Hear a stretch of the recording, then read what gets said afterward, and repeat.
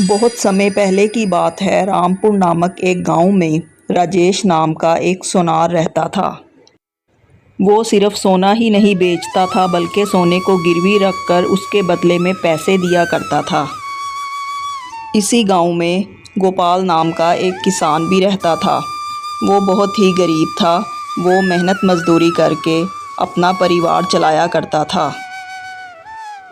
एक दिन गोपाल का दोस्त गोपाल से कहता है कि अरे भाई गोपाल, कब तक तुम यूं दूसरों की मेहनत मजदूरी करते रहोगे? तुम अपना कोई काम क्यों नहीं कर लेते?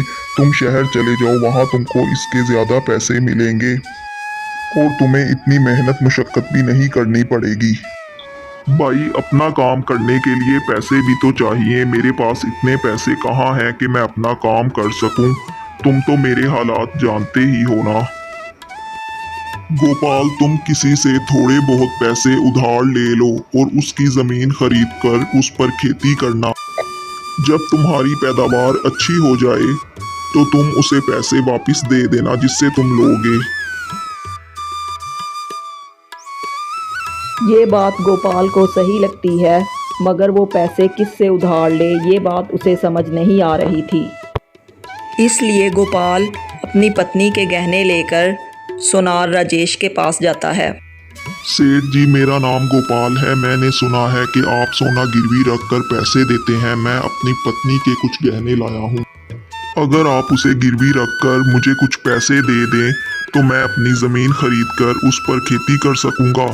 जब मेरी पैदावार अच्छी हो जाएगी तो मैं आपको पैसे वापस दे दूँगा। तुमने बिल्कुल ठीक सुना है। मैं कोई भी महंगी चीज़ गिरवी रखकर उसके बदले पैसे देता हूँ, लेकिन अगर कोई पैसे समय पर वापस नहीं देता है तो मैं उसकी वो कीमती चीज़ रख लेता हूँ। दिखाओ मुझे अपनी पत्नी के गहने। गोपाल सोनार को गहना दे देता है और सोनार गहने की जांच करने के बाद कहता है, वैसे तो मैं किसी की सिफारिश के बगैर किसी को पैसे नहीं देता हूँ, लेकिन तुम मुझे ईमानदार आदमी लग रहे हो। बस इसलिए मैं तुम्हें ये गहने गिरवी रखकर पैसे दे रहा हूँ। लेकिन अगर तुमने वक्त पर ब्याज के साथ पैसे वापस ना दिए तो मैं ये गहने रख लूँगा। गोपाल सोनार की बात मान लेता है और पैसे लेकर वहाँ से चला जाता है। उन पैसों से वो ज़मीन खरीदता है जिस पर वो खेती करता है। कुछ ही दिनों में उसकी फसल तैयार हो जाती है। वो उस फसल को अच्छे दामों में बाज़ार में बेच देता है, जिससे उसके पास अच्छे खासे पैसे हो जाते हैं। अब तो मेरे पास अच्छे खासे पैसे हो गए हैं। अब इनसे मैं अपनी पत्नी के गहने वापस ला सकता हूँ। अब गोपाल सोनार के घर जाता है और सोनार से कहता है, कैसे हो सेठ जी? सब ठीक चल रहा है ना? ऊपर वाले की दुआ है, मैं ठीक हूँ। तुम सुनाओ, क्या हाल है? तुम्हारे चेहरे की मुस्कान बता रही है कि तुम मेरे पैसे वापस करने आए हो। जी हाँ सेठ जी, मैंने जो ज़मीन खरीदी थी उस पर अच्छी फसल पैदा हुई है और मुझे अच्छा मुनाफा हुआ है और अब मैं आपके पैसे वापस करने आया हूँ ब्याज के साथ। अरे ये तो बहुत अच्छी बात है। मैं तुम्हें तुम्हारे गहने लाकर देता हूँ। सोनार अंदर जाता है और गोपाल को गहना लाकर दे देता है। जब गोपाल ने गहने को गौर से देखा तो उसके मन में कुछ संदेह हुआ। सेठ जी, मुझे लगता है आपसे कोई गलती हो गई है। ये वो गहना नहीं है जो मैंने आपको दिया था। क्या बकवास कर रहे हो गोपाल? तुम मुझे बेईमान समझते हो। मैं तुम्हें किसी और के गहने क्यों दूंगा? मैं इतने सालों से व्यापार कर रहा हूँ। तुम्हें क्या लगता है कि मुझे कुछ भी पता नहीं है? मेरे पास सुबह से शाम तक 70 आदमी अपना सामान गिरवी रखने आते हैं। अगर मैं ऐसे किसी और का सामान किसी और को देने लगा तो मेरा तो व्यापार दिन में बंद हो जाएगा। चुपचाप अपने गहने लो और यहाँ से चलते बनो। सेठ जी, वो मेरा पुश्तनी गहना था। उस पर मेरे दादाजी का नाम भी लिखा हुआ था। मैं दावे के साथ कह सकता हूँ कि ये वो गहना नहीं है। ये क्या बकवास करे जा रहे हो? तुम्हारे गहने के ऊपर तुम्हारे दादाजी का नाम लिखा हुआ था। ये बात तुमने मुझे पहले क्यों नहीं बताई? मेरे पास इस गहने के अलावा कोई और गहना नहीं है। गोपाल बेचारा सोनार के घर से दुखी होकर घर वापस चला जाता है। रास्ते में गोपाल को उसका दोस्त मिल जाता है। वो अपने दोस्त को सारी बात बताता है। जब उसका दोस्त गहने को गौर से देखता है तो वो ये कहता है कि अरे भाई गोपाल, उस सोनार ने तुम्हें ठग लिया है। ये गहना सोने का नहीं है बल्कि नकली है। अरे क्या कहते हो श्याम भाई, उसने तो मुझे कहीं का नहीं छोड़ा।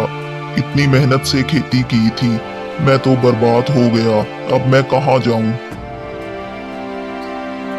गोपाल भाई, तुम एक काम करो, तुम गांव के मुखिया के पास जाओ, उन्हें अपनी सारी बात बताना। अब वही कुछ कर सकते हैं। अब गोपाल मुखिया के घर की ओर चल पड़ता है और उनके घर पहुंचकर मुखिया जी से कहता है, मुखिया जी, मैं एक परेशानी लेकर आया हूँ आपके पास। बताओ गोपाल, क्या परेशानी है तुम्हारी? मुखिया जी, मुझे पैसों की जरूरत थी तो मैंने अपनी पत्नी के गहने सोनार राजेश के पास गिरवी रखकर उससे कुछ पैसे लिए। जब मैं पैसे वापस लेकर उसके पास गया और उससे अपनी पत्नी के गहने मांगे तो उसने मुझे ये नकली गहने पकड़ा दिए। अब आप ही बताइए मैं क्या करूं? मुखिया ने तुरंत ही सोनार राजेश को बुलाया और उससे कहा, राजेश, तुमने ये बेईमानी का काम कब से शुरू कर दिया? तुम्हारे पिताजी तो ऐसे नहीं थे। तुम गरीब लोगों की मजबूरी का फायदा उठाते हो।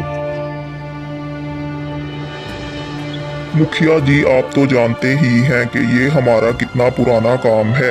मैं भला ऐसा क्यों करूंगा कि किसी का असली सोना रख कर उसे नकली सोना दे दूं। इस तरह तो मेरा धंधा ही बंद हो जाएगा। इस आदमी के अलावा आज तक मुझ पर किसी ने इल्जाम नहीं लगाया है। गोपाल, राजेश ने तुम्हें धोखा दिया है, इस बात का तुम्हारे पास कोई सबूत है क्या?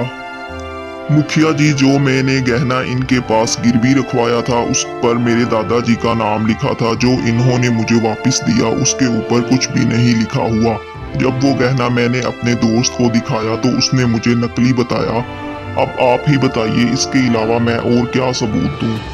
मुखिया जी, जब मैंने गहना गिरवी लिया था तो मैंने जांचा नहीं था कि असली है या नकली। वैसे तो मैं गहना गिरवी रखता हूँ तो जांच कर ही रखता हूँ, लेकिन गोपाल मुझे ईमानदार आदमी लगा, इसीलिए मैंने गहने को नहीं जांचा। मुझे क्या पता था कि ये इतना बड़ा मक्कार है। तुम दोनों की बात सुनकर मुझे ये समझ नहीं आ रहा कि किसकी बात पर एतबार किया जाए और किसकी बात पर नहीं। तुम दोनों यहाँ से चले। मुखिया की ये बात सुनकर राजेश बहुत खुश हो जाता है, जबकि गोपाल बहुत दुखी हो जाता है। जब वो दोनों घर चले जाते हैं तो मुखिया कहता है, मुझे लगता है सोनार झूठ बोल रहा है, क्योंकि वो कह रहा था कि गोपाल ने मुझे नकली सोना दिया होगा। और कोई भी सोनार नकली सोने को असली सोना समझने की गलती नहीं कर सकता। और अगर गोपाल ने उसे धोखा देना होता तो वो ब्याज समेत कर्ज चुकाने आता ही क्यों? मुझे तो लगता है कि सोनार राजेश ही धोखेबाज है। आप सही कह रहे हो, इस तरह तो इसने बहुत से गरीब लोगों को लूटा होगा। मैं चाहता हूं कि सोनार रंगे हाथों पकड़ा जाए। तुम किसी तरह वो संदूक जिसमें वो सोना रखता है यहाँ तक ले आओ तो हम उसकी बेईमानी को साबित कर सकते हैं। मुखिया जी, आप सही कह रहे हैं। मेरे पास एक हार है। मैं कल बेस बदलकर उस सोनार के पास जाऊंगा और उसे इसे गिरवी रखने के लिए कहूंगा। अगर उसने मुझे नकली हार दिया तो सोनार का सारा राज खुल जाएगा। मुखिया का आदमी ऐसा ही करता है और अगले दिन वो हार लेकर सोनार के पास पहुंच जाता है। सेठ जी, मैं ये सोने का हार लेकर आया हूँ। आप इसे गिरवी रख कर मुझे कुछ पैसे दे दो या इसे खरीद लो। सोनार हार को हाथ में पकड़कर जांचने और परखने लग गया। वो ये भी सोच रहा था कि सामने वाला व्यक्ति कोई व्यापारी तो नहीं लग रहा, तो इसका मतलब ये कि ये हार चोरी करके लाया है, तो मुझे इसकी कीमत कम से कम लगानी चाहिए। मैं इस हार को खरीदना तो नहीं चाहता, लेकिन अगर तुम कहते हो तो मैं खरीद लेता हूँ। लेकिन मैं इस हार के केवल सिर्फ तुम्हें 2000 रुपए ही दूंगा। इससे ज्यादा मैं तुम्हें 1 रुपया भी नहीं दे सकता। अगर तुम्हें मंजूर है तो ठीक है, नहीं तो चलते बनो। सेठ जी, इस हार की कीमत तो आप बहुत कम लगा रहे हो, कम से कम 4000 तो दो। मुझे पैसों की बहुत जरूरत है। अगर मुझे जरूरत ना होती तो मैं इसे कभी ना बेचता। जब आदमी को पैसों की जरूरत होती है तो वो अपनी कोई चीज बेचता है। तुम ये कुछ नया नहीं कर रहे हो। मैं इस हार के तुम्हें बस 3000 दे सकता हूँ। बेचना है तो ठीक है, नहीं तो चलते बनो। मैं बस इतने ही दे सकता हूँ। सेठ जी ठीक है, मैं आपको ये हार 3000 में देने के लिए ही तैयार हूँ। मेरे पास और कोई चारा नहीं है। सोनार उसे 3000 रुपया दे देता है और वो पैसे लेकर वहाँ से चला जाता है। इसके बाद मुखिया का आदमी सोनार के पास जाता है और कहता है, सेठ जी, दरअसल बात ये है कि मुखिया जी की पत्नी का हार चोरी हो गया है और हमें शक है कि कहीं उस चोर ने वो माल तुम्हें तो नहीं बेचा। हम गांव के हर सोनार से पूछताछ कर रहे हैं, इसीलिए आपसे भी पूछ रहे हैं। अगर आप हमारी मदद करेंगे तो हमारा कार्य जल्द पूरा हो जाएगा। जैसा आप समझ रहे हैं ऐसा कुछ नहीं है। मैं एक ईमानदार आदमी हूँ और चोरी का सामान नहीं खरीदता। मेरा यकीन कीजिए, मेरे पास कोई हार नहीं है। बात करते करते मुखिया का आदमी वो संदूक खोल देता है जिसमें सोनार सोने का सामान रखता था। तो सोनार घबरा जाता है, लेकिन अब हो भी क्या सकता था। मुखिया का आदमी देखता है कि हार संदूक में मौजूद है। अरे ये तो वही हार है जो मुखिया जी की पत्नी का चोरी हुआ था, और तुम तो कह रहे थे कि मैं चोरी का माल नहीं खरीदता। तो ये हार तुम्हारे पास कैसे आया? मतलब तुम झूठ बोल रहे थे। धोखेबाज, झूठे, मक्कार आदमी, ये संदूक उठा और मुखिया जी के पास चल। अब वही तेरा फैसला होगा। जब वो उसे मुखिया के पास लेकर जाता है तो मुखिया कहता है, अब बताओ ये हार तुम्हारे पास कैसे आया है और तुम व्यापार कैसे करते हो? लोगों को पागल बनाकर किस किस के साथ तुमने धोखेबाजी की है? और खोलो इस धोखेबाज का ये संदूक। जैसे ही संदूक को खोला गया तो गोपाल ने अपना पुश्तनी हार खोज लिया जिस पर उसके दादाजी का नाम लिखा था। मुखिया जी, मुझे माफ कर दीजिए, मुझसे गलती हो गई है। मुझे इन गरीब लोगों के साथ ऐसा नहीं करना चाहिए था। तुमने जो किया है ये कोई साधारण अपराध नहीं है। इसकी सजा तो तुम्हें मिलेगी ही। इससे पहले मुझे ये बताओ कि तुम किस तरह इस काम को सर अंजाम देते थे।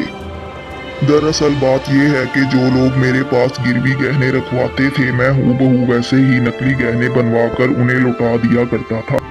जब लोगों को मेरे छल का पता चलता था तो मैं उल्टा उन पर ही इल्जाम लगाकर उन्हें वहां से भगा देता था।